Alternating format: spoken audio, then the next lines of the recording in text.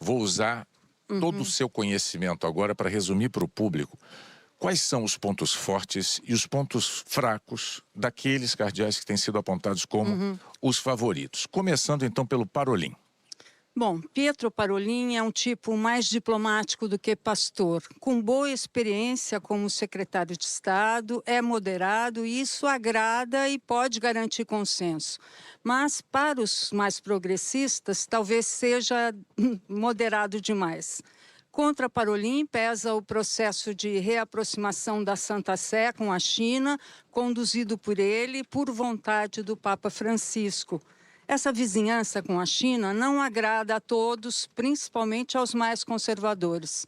Mas não se sabe qual será o valor disso num contexto geral de homem bondoso e simples como é o Parolin, que seria um Papa vêneto, muito bem representado no Brasil, né? Ele não tem experiência de pastor, mas no jubileu da adolescência, o seu carisma foi muito elogiado. Pizzaballa.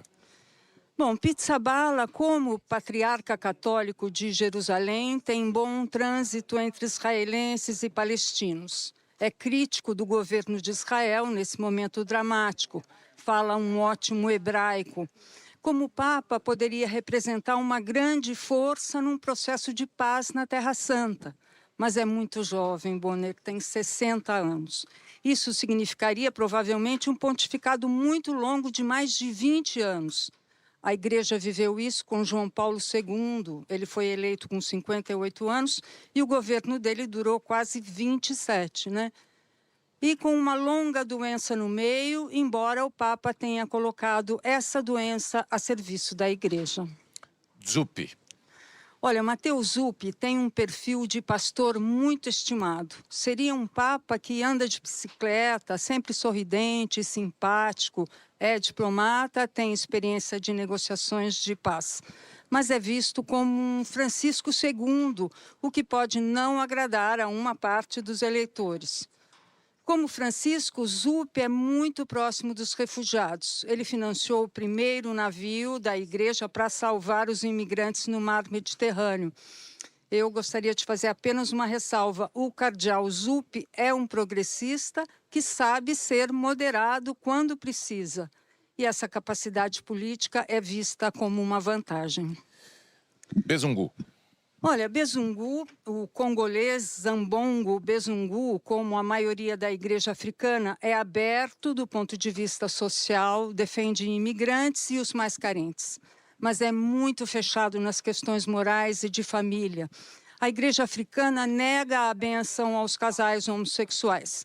Foi autorizada por Francisco a não cumprir essa reforma, porque o cardeal Ambongo escreveu uma carta de 7 páginas ao Papa explicando que os africanos não aceitariam. De um lado, isso fez com que ele se tornasse ainda mais respeitado, mas para uma parte dos eleitores é algo negativo. Não seria o primeiro Papa africano, só que o último foi há muito tempo, né, no século V. Gelásio I. Tagle. Bom, Tagle é um papa asiático nunca existiu. Então, Tagle seria uma grande passagem histórica. Esse filipino, Luiz Antônio Tagle, considerado grande pastor, fala várias línguas. É progressista, continuaria a igreja do Papa Francisco. Embora ultimamente ele tenha feito alguns passos na direção de posições mais moderadas. Ele tem grande penetração nas redes sociais e andou aparecendo até como cantor, o que também despertou alguma ironia em algumas pessoas que começaram a chamá-lo de Papa Karaokê. Bom, a Ilse acabou de dar então para a gente aqui um retrato de pontos fortes e pontos fracos dos favoritos mais mencionados até agora. Mas eu tenho que te fazer uma pergunta. Como é que fica para o conclave aquela frase segundo a qual quem entra papável sai cardeal? Bom, na maioria dos casos isso corresponde à realidade, Bonner, com algumas honrosas exceções. Por exemplo, Paulo VI era favorito e saiu de batina branca, Pio XII também. Eu diria até o cardeal Ratzinger já era favorito poucos dias antes da eleição e se tornou Bento XVI. Vamos ter que esperar mais um pouquinho, então, para ver se esses papáveis que você destacou aqui para a gente, com suas qualidades e seus potenciais defeitos, se eles vão sair dali como cardeais ou como papa. Ilse Scamparini, muito obrigado. Eu Obrigada agradeço a em nome você. de todo o público, porque o pessoal pede, hein? O pessoal pede em rede social muito a sua presença aqui.